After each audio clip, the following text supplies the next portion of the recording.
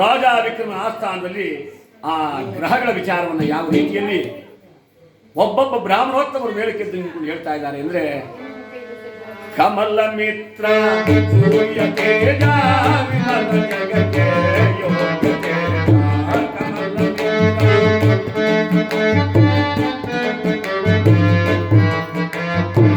ಅವನಿಗೆ ಈಶ್ವರನಿಗೆ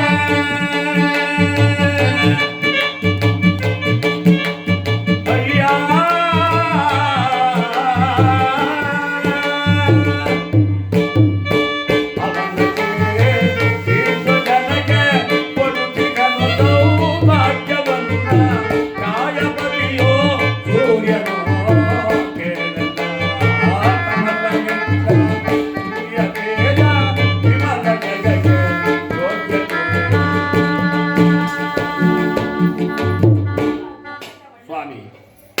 ಮರೀಚಿ ಬ್ರಹ್ಮನ ಮಗ ಕಶ್ಯಪ ಬ್ರಹ್ಮ,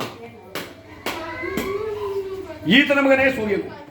ಈತನು ಬಹಳ ಉಷ್ಣದಿಂದ ಕೂಡಿದ ಗ್ರಹವಾದರೂ ಕೂಡ ಭೂಲೋಕದ ಮಾನವರಾದ ನಾವು ಶ್ರದ್ಧಾಭಕ್ತಿಯಿಂದ ಕೆಂಪು ಪುಷ್ಪವನ್ನು ಗೋಧಿಯನ್ನು ಆ ಸೂರ್ಯದೇವನಿಗೆ ಸಮರ್ಪಣೆ ಮಾಡಿ ಏಕಚಿತ್ತ ಮನೋಭಾವದಿಂದ ಒಂದೇ ಮನಸ್ಸಿನಿಂದ ಆ ಭಗವಂತನನ್ನ ನಾವೇನಂತ ಬೇಡ್ಕೋಬೇಕು ಅಂದರೆ ಜಪ ಕುಸುಮ ಸಂಕಾಶ ಕಾಶ್ಯಪೇಯ ಮಹದ್ಯುತಿಂ ತಮೋರಿಗ್ನಂ ಸರ್ವಭಾವಜ್ಞ ಪ್ರಣತೋಸ್ಮಿ ದಿವಾಕರ ಪ್ರಣತೋ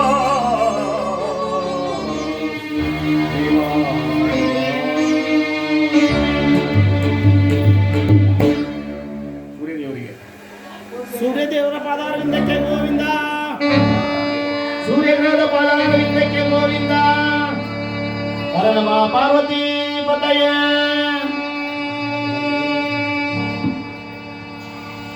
ಸಂಕಲ್ಪ ಮಾಡ್ಕೋಬೇಕು ಪ್ರತಿಯೊಬ್ಬರು ಕೂಡ. ನಿಜ ಜೀವನದಲ್ಲಿ ಕಷ್ಟ ಸುಖ ದುಃಖ ದುಮ್ಮಾನ ಎಲ್ಲವನ್ನು ಕೊಡ್ತಕ್ಕಂಥವನೇ ಆ ಗ್ರಹಗಳ ಮಹಿಮೆ. ಅದಕ್ಕೋಸ್ಕರವಾಗಿ ಆ ಗ್ರಹಗಳ ಪೂಜೆ ಮಾಡುವಾಗ ಅಸಡ್ಡೆ ಮಾಡಬಾರ್ದು ಮಾಡಿ.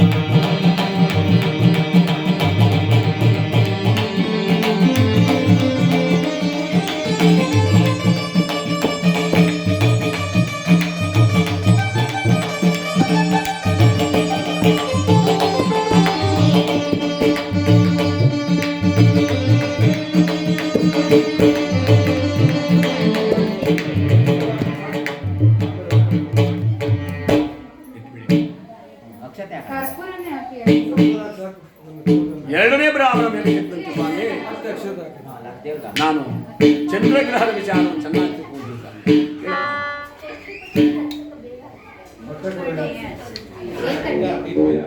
ಶಿವನ ಪಣೆಗೆ ಯೋಗ್ಯತಾನೋ ತಾರೆಗಳ ಜೊತೆಯಲ್ಲಿದ್ದನು. ಶಿವನ ಪಣೆಗೆ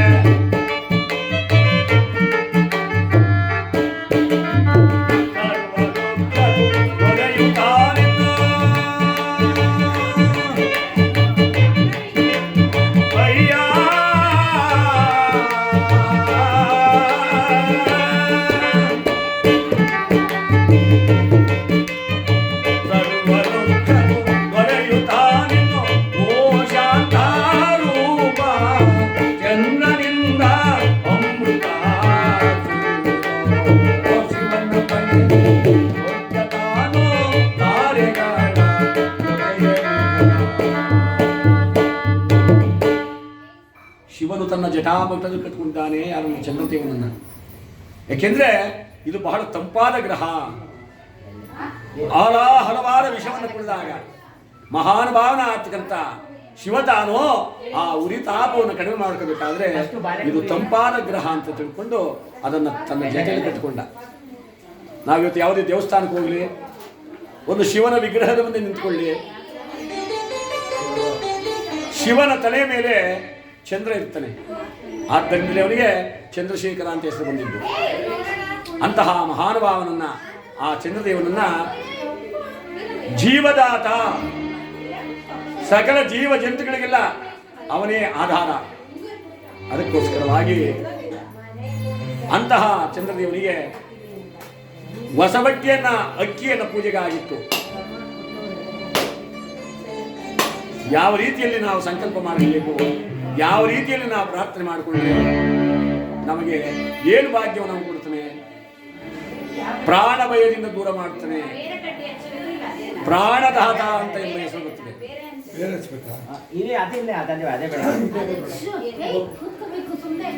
ದಧಿಶಂಖ ತುಷಾರಾಭಂ ಕ್ಷೀರೋಧಾನವಸಂಭವಂ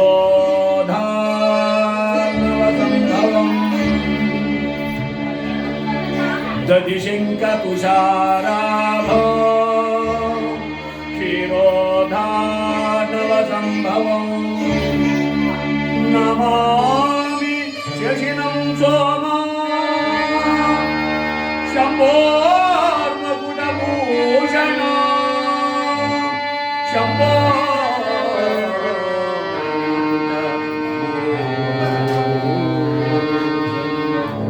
ಚಂದ್ರಗ್ರಹದ ಪಾದಾರವಿಂದಕ್ಕೆ ಗೋವಿಂದ, ಗೋವಿಂದ. ಚಂದ್ರಗ್ರಹದ ಪಾದಾರವಿಂದಕ್ಕೆ ಗೋವಿಂದ. ನಮ ಪಾರ್ವತಿ ಪತಯೇ. ಎಲ್ಲರೂ ಹೇಳಬೇಕು. ಅದರಿಂದ ಏನು ತೊಂದರೆ ಆಗಲ್ಲ. ನೀವು ಗಟ್ಟಿಯಾಗಿ ಹೇಳೋದ್ರಿಂದ ಶ್ವಾಸ ಉಚ್ಛ್ವಾಸ ಎಲ್ಲ ಕ್ಲೀನ್ ಆಗುತ್ತೆ, ಬುದ್ಧಿ ವಿಕಸಿತವಾಗುತ್ತೆ.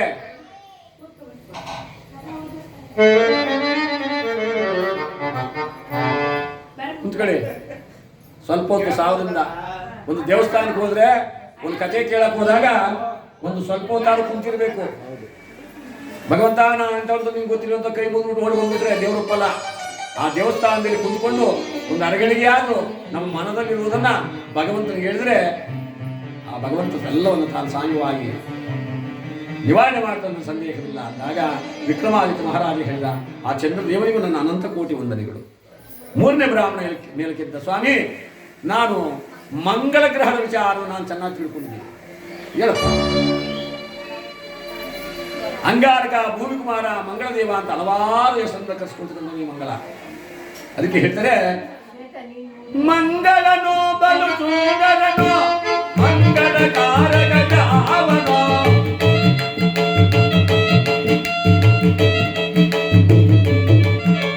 ನಂಬಿದವರನು ಬೆಂದಿರದೆ ಕಾಯುವ ಮಂಗಳ ಅಯ್ಯ. ಅಂಗಾರಕ, ಭೂಮಿಕುಮಾರ, ಮಂಗಳದೇವ ಅಂತ ಹಲವಾರು ಹೆಸರನ್ನ ಕರೆಸ್ಕೊಂಡು ಸ್ವಾಮಿ. ಇವರು ಒಂದು ಬಿಟ್ರೆ ಬಂಗಾರ ಗುಣ ಸಂಪನ್ನ. ಏನಮ್ಮ ಈ ಮಂಗಳ ಇದಾನಲ್ಲ, ಇವನು ಮನುಷ್ಯನಿಗೆ ಒಲ್ದು ಬಿಟ್ರೆ ಬಂಗಾರ, ಜೀವನನೇ ಬಂಗಾರ. ಇಲ್ದಿದ್ರೆ ಏನ್ ಕಾಟ ಕೊಡ್ತಾನೆ ಗೊತ್ತಾ ಇವನು? ಈ ನಾಮಾನುವಾದ ಕಾಟ ಕೊಟ್ಬಿಡ್ತಾನೆ. ಪರ ಪರನೆ ಕೆರೆಯೇ ಉಳಿ ರಕ್ತ ಹರಿಯೇ ಅವರೇ ಕಜ್ಜಿ ಮರಿಯೇ. ರಕ್ತ, ಕೀವು, ಗಾಯ, ಹುಣ್ಣು ಇಂತಹ ಈ ನಾಮಾನುವಾದ ಕಾಟ ಕೊಟ್ಬಿಡ್ತಾನೆ. ಅದಕ್ಕೋಸ್ಕರವಾಗಿ ಅವನ ಸ್ಮರಣೆ ಮಾಡುವಾಗ ನೀವು ಬೇರೆ ಕಡೆ ಆ ಕಡೆ ಎಲ್ಲ ಮಾತಾಡಬಾರ್ದು. ಯವ ಅವೆಲ್ಲ ದೂರ ಇಟ್ಬಿಟ್ಟು ಅಲ್ಲೇ ಬಂದ್ಬಿಡ್ಬೇಕು ಬರುವಾಗ ಇಲ್ಲಿಗೆ. ಇದ್ದದ್ದೇ ನಮ್ಮ ಭಂಗ, ಸಾಯೋವರೆಗೂ ತಪ್ಪಿದ್ದಲ್ಲ. ಯಜಮಾನನ್ ಸರ್ ಮಾಡಿದ್ರೆ ಮಗ ಸರ್ ಹೋಗಲ್ಲ, ಮಗನ ಸರ್ ಮಾಡಿದ್ರೆ ಮಗನ ಸರ್ ಹೋಗಲ್ಲ. ಇವ್ರು 3 ಜನನು ಸರ್ ಹೋದ್ರೆ ನಿನಗೆ ಶುಗರು BP. ಯಾರನ್ನು ಬಿಡ್ತಾನೆ ಅವನು? ಯಾರನ್ನು ಬಿಡಲ್ಲ. ಅದಕ್ಕೋಸ್ಕರವಾಗಿ ಕ್ಷಣವಾದ್ರೂ ಕೂಡ ಆ ಭಗವಂತನ ಮೊರೆ ಇಟ್ಟಿಡಬೇಕು. ನೀನು ಇಟ್ಟಾಗಿ ನಾನು ಇರ್ತೀನಪ್ಪ, ಕೊಟ್ಟದ್ದು ನಾನು ತಿಂತೀನಪ್ಪ, ನೀನು ಕರೆದಾಗ ನಾನು ಬರ್ತೀನಪ್ಪ. ಇಷ್ಟೇ ಜೀವನ, ಇನ್ನೇನು ಇಲ್ಲ ಇದರಲ್ಲಿ. ಅವನು ಇಟ್ಟಂಗೆ ಇರಬೇಕು, ಅವನು ಕೊಟ್ಟು ತಿನ್ನಬೇಕು, ಅವ್ನು ಕರೆದಾಗ ಹೋಗ್ಬೇಕು.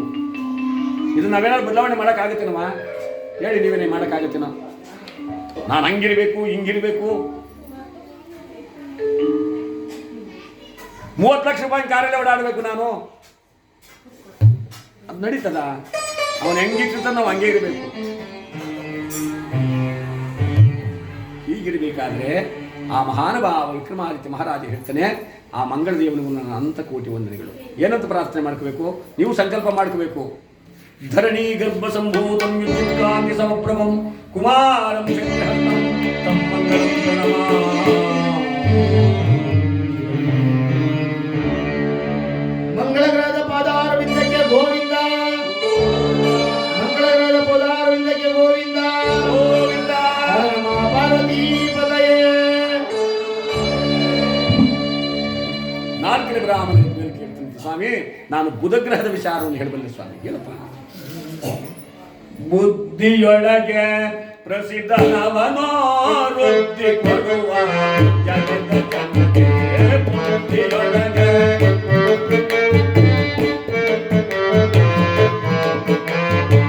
ಚಂದ್ರತಾರೆಯ ದೇವಕುಮಾರ.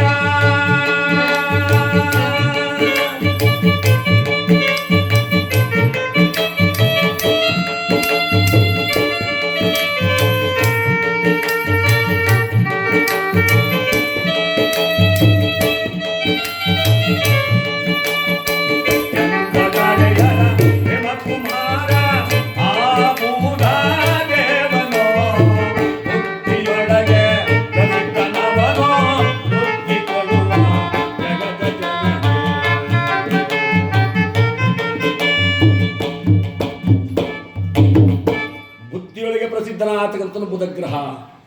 ಚಂದ್ರ ತಾರೆಯರ ಸಮಾಗಮದ ಉತ್ಪತ್ತಿಯಾದವನೇ ಆ ಬುಧದೇವ. ಅಂತಹ ಬುಧದೇವನನ್ನ ನಾವು ಭಕ್ತಿಯಿಂದ ಕೇಳ್ಕೊಂಡ್ರೆ ಏನು ಕೊಡ್ತಾನಪ್ಪ ನಮಗೆ? ಬುಧಗ್ರಹ ಕೊಡ್ತಕ್ಕಂಥದ್ದು ಮಕ್ಕಳಿಗೆ ಒಳ್ಳೆ ಬುದ್ಧಿ, ಒಳ್ಳೆ ಜ್ಞಾನ, ಗುರು ಹಿರಿಯರನ್ನು ಕಂಡ್ರಿಗೆ ಗೌರವ, ಇದನ್ನೆಲ್ಲ ಕಲ್ತ್ಕೋಬೇಕು. ಸಂಸ್ಕಾರ ಬೇಕು ಮಕ್ಕಳಿಗೆ, ಸಂಸ್ಕೃತಿಯನ್ನು ಕಲಿಸ್ಬೇಕು. ಸಂಸ್ಕಾರ ಸಂಸ್ಕೃತಿ ಕಲಿಸ್ತಾ ಇದ್ರೆ ಏನಾಗುತ್ತೆ ಅಂದರೆ, ತಂದೆ ಯಾರು, ತಾಯಿ ಯಾರು, ಭೂಮಿ ಯಾವುದು, ಆಕಾಶ ಯಾವುದು ಏನು ಗೊತ್ತಾಗಲ್ಲ ಅವಕ್ಕೆ. ಪಾಠ ಆಯಿತು, ಬ್ಯಾಗ್ ಆಯಿತು, ಮೇಷ್ಟ್ರ ಆಯಿತು, ಇಷ್ಟರಲ್ಲೇ ಜೀವನ ಕಳೆದು ಬಿಡ್ತಾರೆ. ಸಂಸ್ಕಾರವನ್ನು ಹೇಳ್ಕೊಡ್ಬೇಕು. ಬುದ್ಧಿಯೊಳಗೆ ಪ್ರಸಿದ್ಧನಾತಕ್ಕಂಥನೇ ಬುಧಗ್ರಹ. ಅಂತಹ ಬುಧದೇವನ್ನ ನಾವು ಪ್ರಾರ್ಥನೆ ಮಾಡಿಕೊಂಡ್ರೆ ಸನ್ಮಾನಗಳು, ಆದರಗಳು, ಗೌರವ ಇತ್ಯಾದಿಗಳೆಲ್ಲ ತಂದುಕೊಡ್ತಕ್ಕಂಥವನೇ ಆ ಬುಧಗ್ರಹ. ಮನುಷ್ಯನನ್ನು ಮೇಲ್ಮಟ್ಟಕ್ಕೆ ಏರಿಸಬೇಕಾದ್ರೆ, ಒಂದು ಗೌರವವಾದ ಸ್ಥಾನದಲ್ಲಿ ಕೂತ್ಕೋಬೇಕಾದ್ರೆ, ಒಂದು ರಾಜಕೀಯದಲ್ಲಾಗಲಿ, ಒಂದು ವ್ಯವಹಾರದಲ್ಲಾಗಲಿ, ನಾಲ್ಕು ಜನಗಳ ಮಧ್ಯದಲ್ಲಾಗಲಿ ಇವನು ಸರಿ ಅಂತ ಅನಿಸ್ಕೋಬೇಕಾದ್ರೆ ಆ ಬುಧನ ಅನುಗ್ರಹ ಆಗಬೇಕು. ಅಂತಹ ಬುಧದೇವನನ್ನ ಭೂಲೋಕಾರ ಮಾನವರಾದವರು ಹೆಸರ ಕಾಳನ್ನು ಅವನ ಪೂಜೆಗಾಗಿ ಸಮರ್ಪಣೆ ಮಾಡಿ 9 ಬಗೆ ಪುಷ್ಪದಿಂದ ಅಲಂಕಾರ ಮಾಡಿ 3 ಬಗೆ ಎಣ್ಣೆಯಿಂದ ದೀಪವನ್ನು ಹತ್ತಿಸಿ ಏನಂತ ಸಂಕಲ್ಪ ಮಾಡ್ಕೋಬೇಕು? ನಾವು ಹೇಳಿದ್ನೆಲ್ಲ ನಾವು ಕೊಡಬೇಕಾದ್ರೆ ಪ್ರಿಯಾಂಗುಲಿಕಾ ಶ್ಯಾಮಾಂ ರೂಪೇಣ ಪ್ರತಿಮಂಬುಧಂ ಸೌಮ್ಯಂ ಸೌಮ್ಯಂ ನೋ ಭೇದಂ ತಂ ಬುಧಂ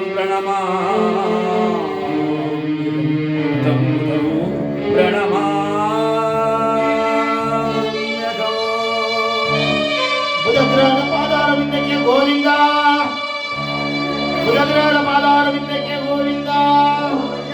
ಹರ ನಮ ಪಾರ್ವತಿ ಪದಯೇ. ನೋಡಿ, ಆ ಮಗುಗೆ ಸಂಸ್ಕಾರ ಬಂತು. ನೀವೆಲ್ಲ ಕೈ ಮುಗಿದ್ರೆ ಆ ಮಗುನು ನಿಂತ್ಕೊಂಡು ಕೈ ಮುಗೀತು. ನೀವೆಲ್ಲ ಗಲಾಟೆ ಮಾಡಿದ್ರೆ ಅವು ಹಂಗೆ ಕಲ್ತ್ಕೋತಾರೆ. ತಂದೆ ತಾಯಿಗಳು ಯಾವ ಮಾರ್ಗದಲ್ಲಿ ನಡೀತಾರೋ ಮಕ್ಕಳು ಕೂಡ ಅದೇ ಮಾರ್ಗವನ್ನು ಅನುಸರಿಸ್ತಾರೆ, ಸಂದೇಹನೇ ಇಲ್ಲ. ಮಹಾನುಭಾವ ವಿಕ್ರಮಾದಿತ್ಯ ಮಹಾರಾಜ ಹೇಳಿದ, ಸ್ವಾಮಿ ಗುರುಗಳೇ ಇನ್ನು ಮುಂದಿನ ಗ್ರಹದ ವಿಚಾರವನ್ನು ಹೇಳಿ. ಸ್ವಾಮಿ ಮುಂದಿನ ಗ್ರಹ ಅಂದರೆ ಗುರುಗ್ರಹ. ನಗುರೋರಧಿಕಂ, ಜಗತ್ತಿನ ಗುರುವೇ ದೊಡ್ಡವನು. ಯಾವ ಗುರುದೇವನನ್ನ ಭೂಲೋಕದ ಮಾನವರ ನಾವು ಶ್ರದ್ಧಾಭಕ್ತಿಯಿಂದ ಆ ಭಗವಂತನಿಗೆ ಏನು ಫಲವನ್ನು ಕೊಡಬೇಕು ಅಂದರೆ, ಕಡಲೆಯನ್ನು ಪೂಜೆಗಾಗಿತ್ತು ಭಾವಭಕ್ತಿಯಿಂದ ಏನಂತ ಪ್ರಾರ್ಥನೆ ಮಾಡ್ಕೋಬೇಕು? ನಮಗೇನು ಫಲ ಕೊಡ್ತಾನೆ ಅವನು? ವಿದ್ಯೆಯನ್ನು ಕೊಡ್ತಾನೆ. ವಿದ್ಯೆ ಒಂದಿದ್ಬಿಟ್ರೆ ಮನುಷ್ಯನಿಗೆ ಯಾವ ಐಶ್ವರ್ಯ ಬೇಕಿಲ್ಲ. ಆ ವಿದ್ಯೆಯಿಂದ ಜ್ಞಾನಾರ್ಥನೆ ಆಗುತ್ತೆ. ಜ್ಞಾನಾರ್ಥನೆ ಆದಾಗ ಗೌರವ ಸಿಗುತ್ತೆ. ಗೌರವ ದೊರೆತಾಗ ತನ್ನಷ್ಟಕ್ಕೆ ತಾನ ಹಣ ಸಂಪಾದನೆ ಆಗುತ್ತೆ. ಎಲ್ಲವೂ ಕೂಡ ಕಲಿಸ್ತಾನೆ. ನಾವೊಂದು ಒಳ್ಳೆ ಕಾರ್ಯ ಮಾಡಬೇಕಾದ್ರೆ, ಒಂದು ಮದುವೆ ಮಾಡಬೇಕಾದ್ರೆ ನಾವು ಮೊದಲು ಕೇಳೋದು ಅಂಥದ್ದೇನೋ ಗುರುಬಲ ಇದೆಯನ್ನು ನೋಡಿವಿ ಅಂತಿ. ಆ ಗುರುವಿನ ಬಲ ಒಂದಿದ್ದರೆ ಗುರುವು ಮಗ ಶ್ರೇಷ್ಠ ಗುರುವು ಬಲವಂತ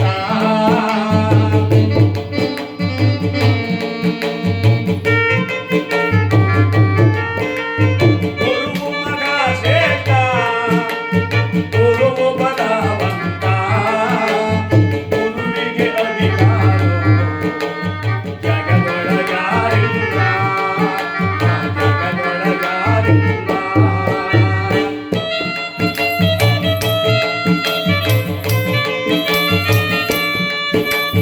ವಿದ್ಯಾವ ಕಲಿಸುವನೋ ಬುದ್ಧಿಯ ಕೊಡುವನೋ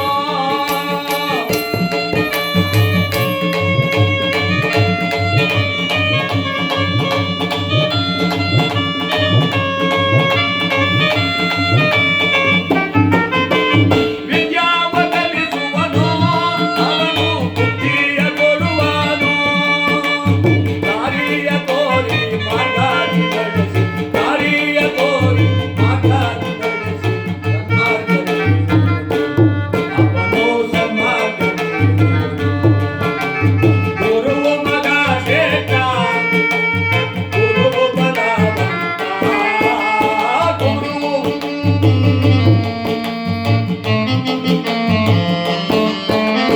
ಗುರುವಿಗೆ ಅಧಿಕಾರ ಜಗದೊಳಗಾರಿಲ್ಲ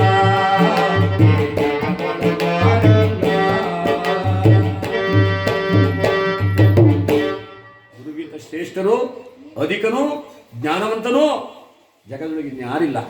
ಅಂತಹ ಗುರುದೇವನನ್ನ ಪ್ರಪಂಚದಲ್ಲಿ ಯಾರು ಪೂಜಿಸಿ ಆರಾಧನೆ ಮಾಡ್ತಾರೋ ಅಂಥವರಿಗೆ ಜ್ಞಾನ ಮಾರ್ಗವನ್ನು ಒಳ್ಳೆ ವಿದ್ಯೆಯನ್ನು ಸದ್ಬುದ್ಧಿಯನ್ನು ಕೊಟ್ಟು ಆ ಗುರುದೇವ ಕಾಪಾಡ್ತಾನೆ. ಸಂದೇಹ ಇಲ್ಲ ಸ್ವಾಮಿ ಅಂದರೆ ವಿಕ್ರಮಾದಿತ್ಯ ಮಹಾರಾಜ ಹೇಳಿದ ಆ ಗುರುದೇವರಿಗೆ ನನ್ನ ಅನಂತ ಕೋಟಿ ವಂದನೆಗಳು. ಗುರುದೇವರ ಪಾದಕ್ಕೆ ಗೋವಿಂದ. ಶಬ್ದ ಬಂದಿಲ್ಲ. ರುದ್ರರ ಪಾದಾರವಿಂದಕ್ಕೆ ಗೋವಿಂದ. ಹರ ನಮ ಪಾರ್ವತಿ ಪತಯೇ.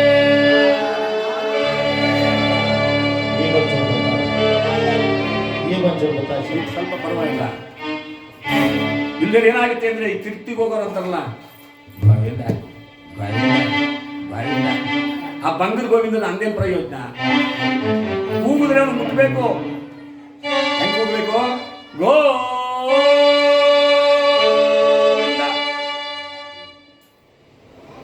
ಹಾಗಲೇ ಆ ಭಗವಂತ ತಲುಪೋದು. ಈಗ ನಾವು ಒಂದು ಗಂಟೆ ಶಬ್ದ ಮಾಡ್ತೀವಿ. ಯಾಕೆ ಮಾಡ್ತೀವಿ?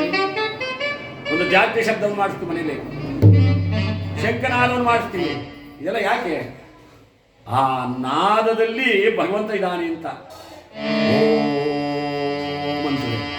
ಒಂದು ಗಂಟೆ ಹೊಡೆದು ಹೆಂಗಂತದ್ದು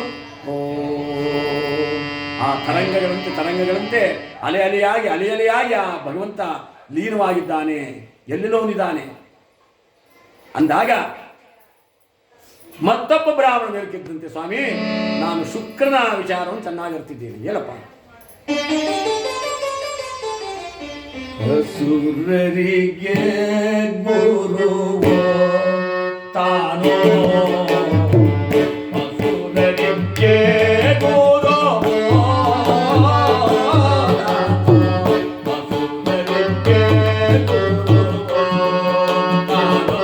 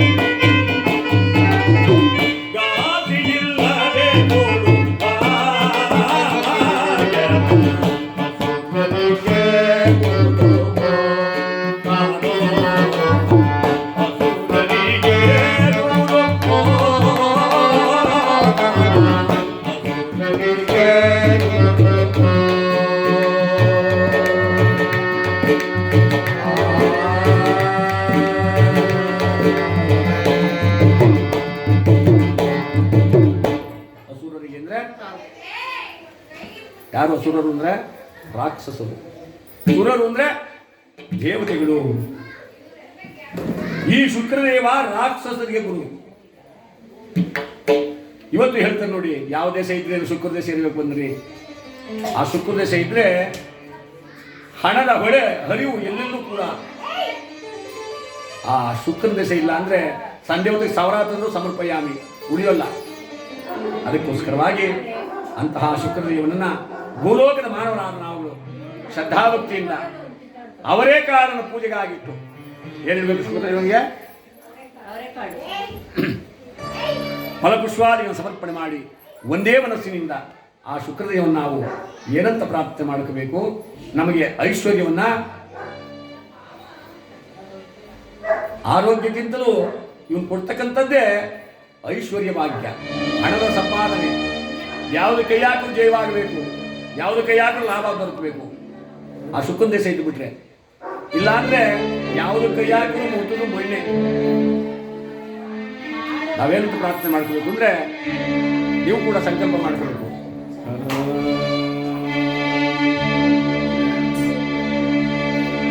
ಹಿಮಕುಂದರುಣಾಲಾಭಾಂ ದೈತ್ಯಾನಾಂ ಪರಂ ಗುರುಂ ಸರ್ವಶಾಸ್ತ್ರ ಪ್ರವಕ್ತಾರಂ ಭಾರ್ಗವಂ ಪ್ರಣಮಾಮಿ.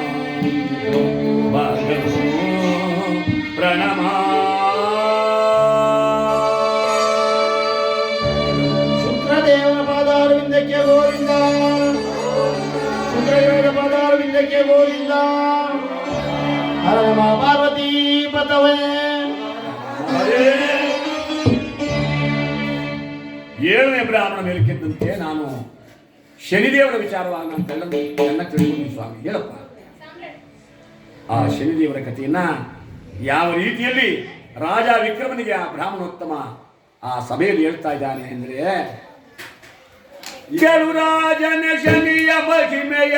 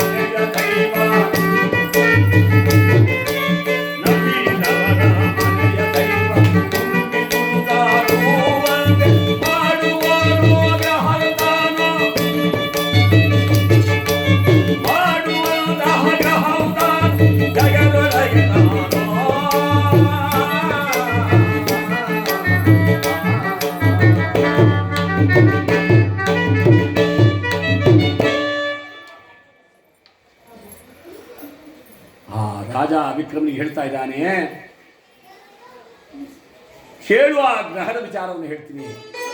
ಛಾಯಾದೇವಿ ಗರ್ಭಸಂಜಾತ, ಸೂರ್ಯನಿಗೆ ಮಗ. ಇವನ ಹೆಸರು ಎತ್ತಿಬಿಟ್ರೆ ಗರುಡ, ಗಂಧರ್ವ, ಕಿನ್ನರ, ಕಿಂಪುರುಷರಾದಿಯಾಗಿ ದೇವಾನು ದೇವತೆಗಳು ಕೂಡ ಗಡಗಡಗಡಗಡಗಡ. ಪ್ರಪಂಚದಲ್ಲಿ ಯಾರನ್ನೂ ಬಿಡಲಿಲ್ಲ ಇವನು. ಎಲ್ಲರ ಜನ್ಮರಾಶಿಯನ್ನು ಸೇರ್ತಕ್ಕಂಥ ಪ್ರಭಾವವುಳ್ಳಂಥ ಶಕ್ತಿ ಉಳ್ಳವನಾಗಿದ್ದಾನೆ. ಅವನೇನಾದ್ರೂ ಮನುಷ್ಯನ ಬಾಳ್ನಲ್ಲಿ ಬಂದ್ಬಿಟ್ರೆ ಯಾವುದೇ ವಿಧವಾಗಿರ್ತಕ್ಕಂಥ ತೊಂದರೆ, ತಾಪತ್ರೆ, ಆರೋಗ್ಯ ಭಾಗ್ಯ, ಹಣದ ವಿಚಾರ ಯಾವ ಬಾಧೆಯೂ ಇಲ್ಲದಂತೆ ಸಂಸಾರದಲ್ಲಿ ಸುಖ ಸೌಭಾಗ್ಯವನ್ನು ಕೊಟ್ಟು ಕಾಪಾಡ್ತಕ್ಕಂಥ ಶಕ್ತಿ ಆ ಶನೇಶ್ವರ ಸ್ವಾಮಿಗಿದೆ. ಸ್ವಾಮಿ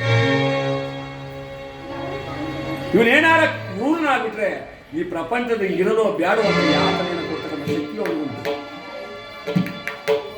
ಅದು ಅಲ್ಲದೆ ಇವನು ಹುಟ್ಟಿದ ತಕ್ಷಣ ತಂದೆಯಾದ ಸೂರ್ಯದೇವ ಗಂಡು ಮಗು ಜನನವಾಗಿದೆ ಅಂತ ವಿಚಾರ ಬಿಟ್ಟು ಯಾರಿಗಾದ್ರೂ ಸಂತೋಷ ತಾನೇ? ರಥಾರೂಢನಾಗಿ ಬಂದನಂತೆ.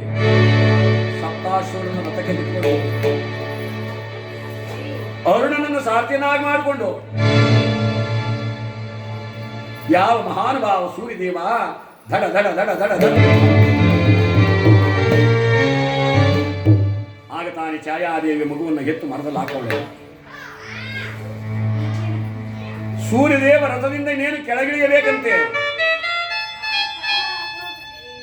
ಇವನು ಹುಟ್ಟದಾಗ ಹೇಗಿದ್ದ ಅಂದ್ರೆ ಸಣ್ಣ ಸಣ್ಣ ಕಿರುಜಡೆ, ಕಪ್ಪು ರೂಪ, ವಕ್ರವಾದ ರೂಪದಲ್ಲಿದ್ದ, ನೋಡೋದಕ್ಕೆ ಅಸಹ್ಯವಾಗಿದ್ದ ಮಗುವಿದ್ದಾಗ. ಅಂತಹ ರೂಪವತ್ತು ಹುಟ್ಟಿದಂತ ಇವನು ಸೂರ್ಯದೇವ ರಥದಿಂದ ಇಳಿಯುವಾಗ ಒಂದು ಸಾರಿ ನೋಡಿದಂತೆ ಏನು ನನ್ನ ಮಗನೇ ಇವನು, ನಾನು ನೋಡಿದರೆ ಇಡೀ ಲೋಕಕ್ಕೆ ಬೆಳಕು ಕೊಡ್ತಕ್ಕಂಥವನು, ಪ್ರಜ್ವಲಿಸ್ತಕ್ಕಂಥವ್ನು ನಾನು. ಇಂಥ ಮಗನೇ ಏನೋ ಅಂತ ಅಂದುಕೊಂಡವನು ಏನೋ ಮಲಗಿದ್ದ ಮಗು ಇಲ್ಲಿಂದಲೇ ದೃಷ್ಟಿ ಬಿಟ್ಬಿಟ್ಟ. ಆ ಕುಂತಲ್ಲಿಯೇ ಸೂರ್ಯದೇವನಿಗೆ ಕುಷ್ಠರೋಗ ಬಂದ್ಬಿಟ್ಟು. ಕುಷ್ಠರೋಗ ಅಂದ್ರೆ ಮೈ ಕೈಗಳೆಲ್ಲ ರಕ್ತ, ಕೀವು, ಗಾಯವಾಗಿ, ವಾಸನೆ, ದುರ್ನಾತ.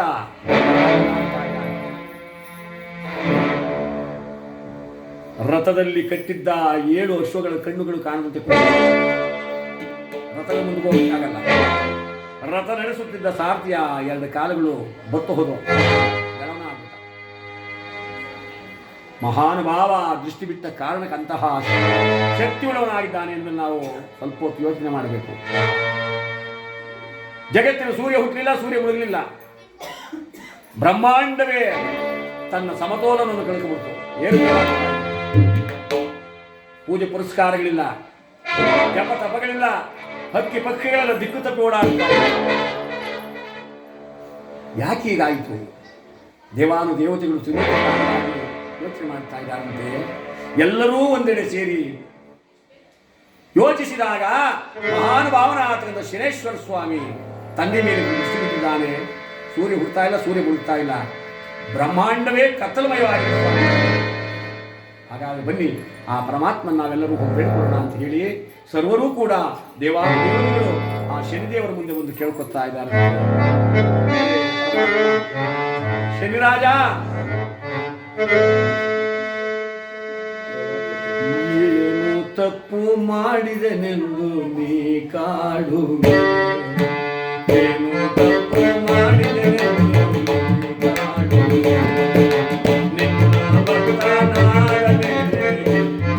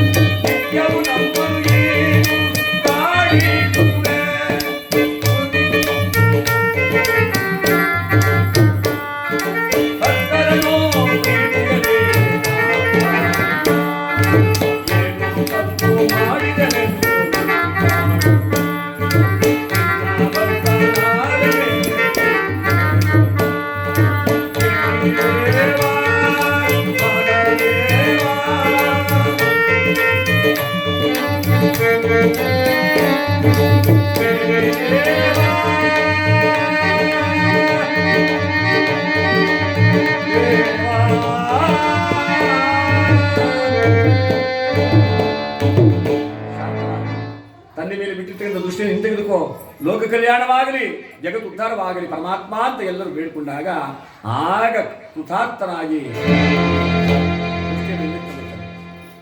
ಆಗ ಜಗತ್ತಿನ ಸೂರ್ಯ ಹುಟ್ಟಿ ಸೂರ್ಯ ಮುಳುಗಲ ಆರಂಭಿಸಿ ಅಂತ ಮಹಾನುಭಾವ ಸ್ವಾಮಿ.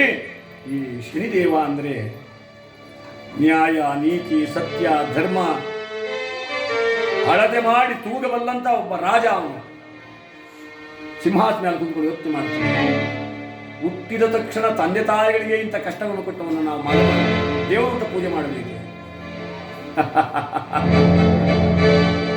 ಅವನು ದೇವರಲ್ಲ, ಅವನೊಬ್ಬ ಚಾಂಡಾಲ. ಅಂಥವನಿಗೆ ನಾನು ಪೂಜೆ ಮಾಡಬೇಕು. ಮುಂದಿನ ಗ್ರಹದ ವಿಚಾರವನ್ನು ಹೇಳು ಸ್ವಾಮಿ. ಅದೇ ಅದೇ ಅದೇ ಅದೇ ಹೆಚ್ಚಿಗೆ ಮಾತನಾಡಬೇಡ ಬ್ರಾಹ್ಮಣೋತ್ತಮ. ಮುಂದಿನ ಗ್ರಹದ ವಿಚಾರವನ್ನು ಹೇಳು ಸ್ವಾಮಿ. ಅದು ಮುಂದಿನ ಗ್ರಹಗಳು ಅಂದರೆ ರಾಹು, ಕೇತು. ಸಿಂಹಿಕೆ ಎಂಬ ರಾಕ್ಷಸ ಗರ್ಭದಲ್ಲಿ ಹುಟ್ಟಿದಂಥ ರಾಹು ರಾಕ್ಷಸನಾಗಿ ಅವತಾರ ಮಾಡಿದ. ಪಂಕ್ತಿ ವಂಚನೆ ಮಾಡಿದಾಗ ಶ್ರೀಮನ್ ಮಹಾವಿಷ್ಣುವು ತನ್ನ ಚಕ್ರದಿಂದ ಶಿರವನ್ನು ಛೇದಿಸ್ತಾನೆ. ಎರಡು ತುಂಡಾಗೋಯ್ತು. ಅಮೃತ ಪಾನ ಮಾಡಿದ್ದ ಇವನು. ದೇವರ ಪ್ರವೇಶ ಮಾಡಿ ಅಮೃತ ಪಾನ ಮಾಡಿದ್ದ. ಆದ್ದರಿಂದ ಎರಡು ತುಂಡಾದರೂ ಕೂಡ ಪ್ರಾಣ ಹೋಗಲಿಲ್ಲ. ಎರಡಕ್ಕೂ ಜೀವ ಬಂತು. ರುಂಡವೇ ರಾಹು, ಮುಂಡವೇ ಕೇತು. ಅವು ಕೂಡ ಗ್ರಹಚಾರ ರೂಪದಲ್ಲಿ ಮನುಷ್ಯನ ನಿಜ ಜೀವನದಲ್ಲಿ ಪ್ರವೇಶ ಮಾಡಿ ಒಂದೊಂದು ಗ್ರಹವೂ ಒಂದೊಂದು ಕಾಟ ಕೊಡ್ತವೆ. ಇದಕ್ಕಿದ್ದಂಗೆ ರಪ್ಪನ್ ಬಿದ್ದೋಯ್ತಾರೆ. ಬಿದ್ದು ಸತ್ತೋದ ಅಂದ್ರೆ ಏನಂತಾರೆ, ಅದೇನೋ ರಾವ್ ಬಡ್ದಂಗೆ ಆಯ್ತಂತೆ, ಅದಕ್ಕೆ ಸತ್ತೋದ ಕಣ. ಇಂತಹ ವಿಕಲ್ಪವನ್ನ, ಇಂತಹ ಕಾಟವನ್ನು ಕೊಡ್ತಕ್ಕಂತಹದ್ದು ರಾಹುವಿನ ವಿಚಾರವಾದ್ರೆ, ಈ ಕೇತು ಗ್ರಹದ್ದೇನಪ್ಪ ಅಂದ್ರೆ ವಿಪರೀತವಾದ ಮರುಪುಗಳು. ಒಂದು ವಸ್ತುನ ಇಲ್ಲಿ ಇಟ್ಬಿಟ್ಟು 4 ಸಾವಿರ ಹುಡುಗರು ಎಲ್ಲಿ ಮಾಡಿದ್ದು? ಅದೇ ನೀನು ಕೊಟ್ಟದ್ದು ಎಲ್ಲ ಮೇಲೆ ಮಾಡಿದ್ದು ಗೊತ್ತೇ ಆಯ್ತಾ ಇಲ್ವಲ್ಲಪ್ಪ? ಏನೊಂದು ಹೆಸರು ಹೇಳೋ ಒಂಚೂರು ಕಿರಣ್. ಯಾಕಪ್ಪ ಒಳ್ಳೆ ಬುದ್ಧಿ ಕಲ್ತ್ಕೋಬೇಕಣ್ಣಯ್ಯ. ಹಂಗೆಲ್ಲ ಯಾವಾಗ ಅಮ್ದಿರ್ನ ಬೆಂಟಕ್ಕೆ ಹೋಗ್ಬಾರ್ದು. ಬೇಸ್ ಇವೆಲ್ಲ ಹೇಳ್ಕೊಡೋದೇನಪ್ಪ ನಿಮಗೆ?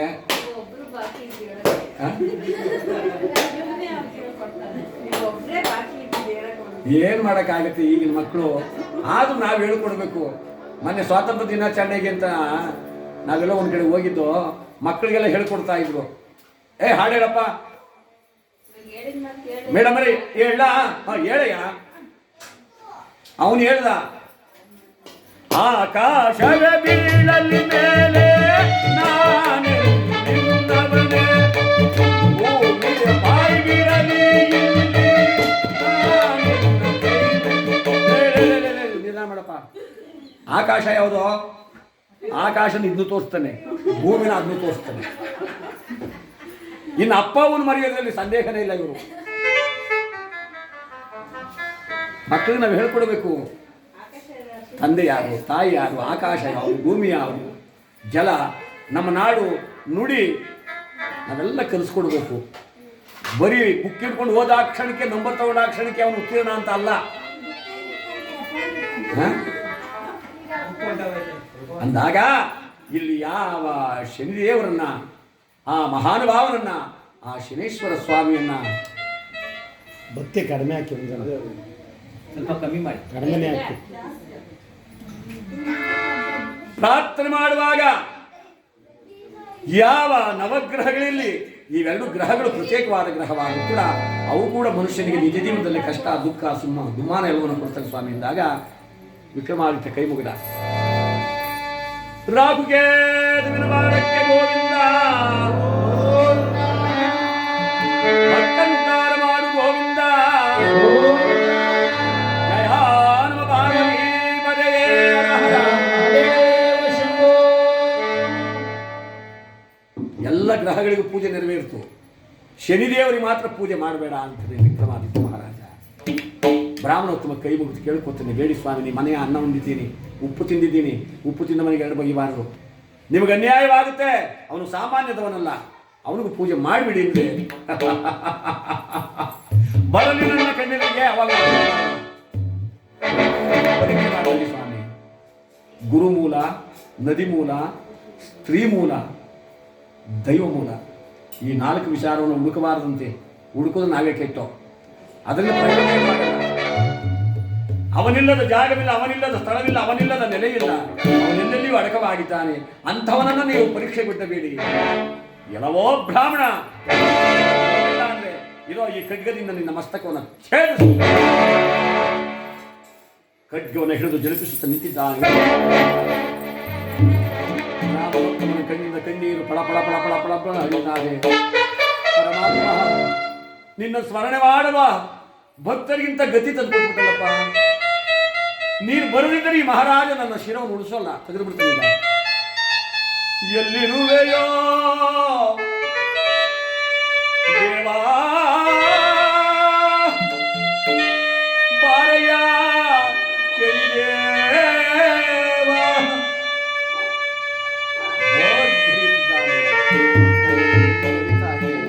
ಕೈ ಮುಗಿದು ನಿಂತಿದ್ದಾನೆ.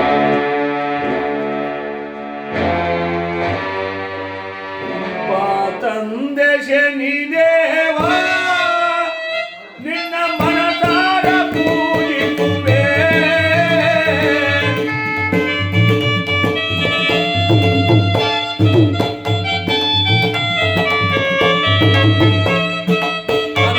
ತಂದೆಯು ನೀನೋ ನಿನ್ನ ನಂಬಿಗುವೆ ಬಾರೋ.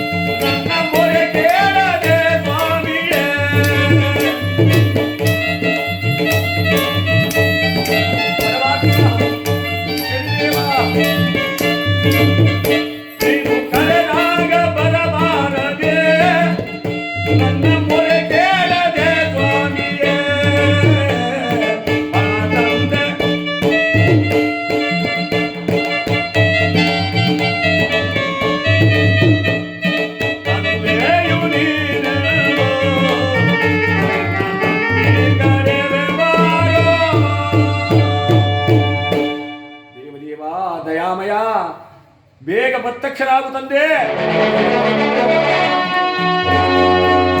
ಎರಡು ಕಣ್ಣುಗಳನ್ನು ಮುಚ್ಚಿ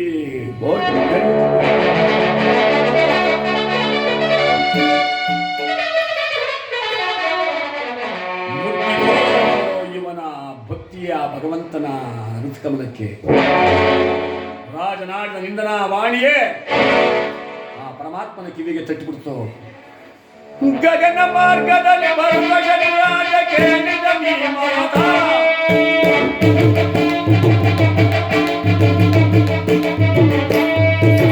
ಸರ್ವದಿಂದವ ಹರಗನಾಗರುವ ಭಂಗ ಮಾಡಲಾಗ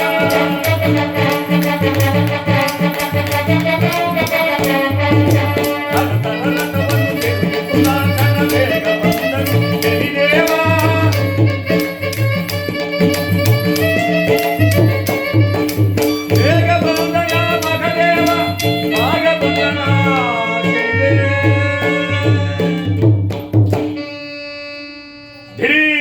ರಥವನ್ನು ಕಾಡಿಪಟ್ಟಣವನ್ನ ಆ ಉಜ್ಜಯಿನಿ ಪಟ್ಟಣದ ಅರಮನೆ ಮುಂಭಾಗ ಒಂದು ಕೋಟಿ ಸಿಡಿಲು ಹೊಡೆದಷ್ಟು ಶಬ್ದದಿಂದ ರಥ ಭೂಮಿಗಿಳಿದಿದೆಯಂತೆ. ರಥದಿಂದ ಇಳಿದಂತ ಪರಮಾತ್ಮ ಸ್ವಾಮಿ ಮಧೋನ್ಮತ್ತನಾಗಿ ಸಿಂಹಾಸನ ಮೇಲೆ ಕುಳಿತಿದ್ದ ಯಾವ ವಿಕ್ರಮನ ಹೆಡೆಗೆ ಜಾರಿ ತಲೆ ಕೆಳಗಾಗಿ ಬಿದ್ದಿದ್ದಾನೆ ವಿಕ್ರಮ. ಎಲ್ಲವೋ ವಿಕ್ರಮ, ಇವನ ಯಾರು, ಇವನ ಅಂಶವೆಂಥದ್ದು ಎಂಬುದನ್ನು ಅರಿಯದೆ ಪಾಪಿಯಾದ ನೀನು ನನ್ನನ್ನು ಜರಿದೆಯ. ನಾನು ಯಾರೆಂಬುದನ್ನು ನೋಡು, ಮುಂದೆ ಗೋಚರವಾಗುತ್ತೆ. ಇದ್ದರಿಂದ ಅಂಗಲಾಚಿ ಬೇಡ್ತಾ ಇದ್ದೇನೆ, ಬೇಡ ದೇವ, ತಿಳಿಯಲು ಮಾಡಿದ ಅಪರಾಧಕ್ಕೆ ಈ ರೀತಿ ಶಿಕ್ಷೆ ಕೊಡುವುದು ಬೇಡ, ನನ್ನ ಅಪರಾಧವನ್ನು ಮನ್ನಿಸು. ಆಹಾ, ಸಾಮಾನ್ಯದವನಲ್ಲ ಈ ಮನುಷ್ಯರು. ಕಂಗ್ಲಲ್ಲಿ ದೊಣ್ಣೆ, ಕೈಲಿ ಶರಣಾರ್ಥಿ. ಹಾಡುವಾಗಿ ಏನಿರಬೇಕು ಅದನ್ನು ಹಾಡಿ ಈಗ ನನ್ನನ್ನು ಮನ್ನಿಸು, ನನ್ನನ್ನು ಕಾಪಾಡುವುದನ್ನು ಕೇಳುವರೆ ಯಾರು? ನಿನ್ನನ್ನೀಗ ಮನ್ನಿಸುವುದಿಲ್ಲ. ರಾಜ್ಯ ಮದ, ಯೌವನ ಮದ, ರಕ್ತ ಮದ, ಹಣ ಮದ, ಎಲ್ಲದಕ್ಕಿಂತಲೂ ನಿನಗೆ ಮದವೇರ್ತಕ್ಕಂಥದ್ದು ನಿನ್ನ ರಾಜ್ಯ ಮದ. ನಿನ್ನ ರಾಜ್ಯವನ್ನು ಪರಪಾಲನಾಗಿ ಮಾಡಿ ನೀನೇ ಒಂದು ಕಡೆ, ನಿನ್ನ ಸತಿಯೇ ಒಂದು ಕಡೆ ಇರುವಂತೆ ಮಾಡದಿದ್ದರೆ ನಾನು ಶನೇಶ್ವರ ಸ್ವಾಮಿಯೇ, ಛಾಯಾತನೇನೇ, ಸೂರ್ಯನಿಗೆ ಮಗನೇ ನಾನು. ನೋಡು ದೇವಾ,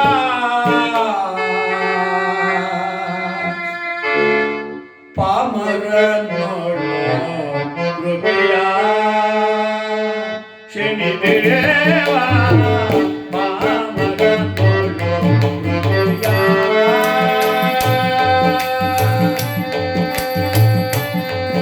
ದೇವಾ.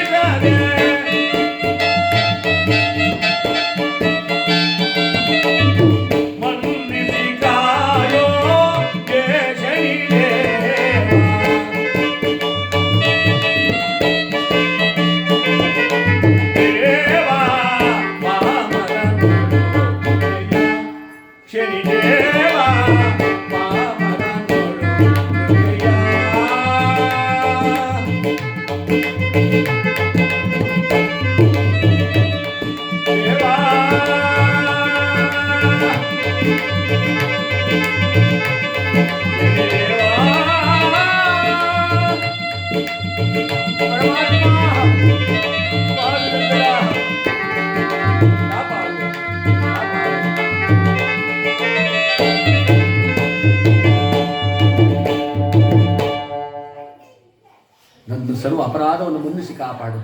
ಒಂದು ವೇಳೆ ಮಕ್ಕಳು ತಪ್ಪು ಮಾಡಿದ್ಯಾದರೆ ತಂದೆ ತಾಯಿಗಳು ಕ್ಷಮಿಸುವುದಿಲ್ಲವೇ?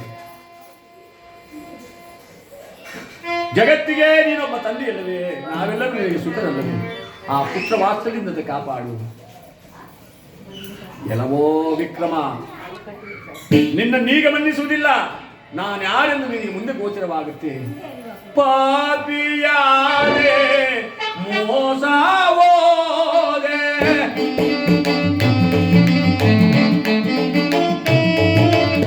ಹರಿಯದೆ ತಮ್ಮನೋ ಜರಿದು ಕೆಟ್ಟೆನೋ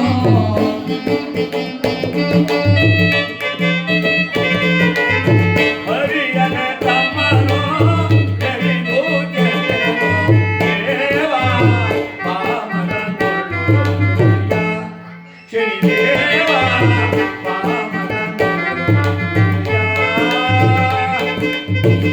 ಪರಮಾತ್ಮ ಸರ್ವಪ್ರಾಣವನ್ನು ಮನ್ನಿಸು, ಕಾಪಾಡು,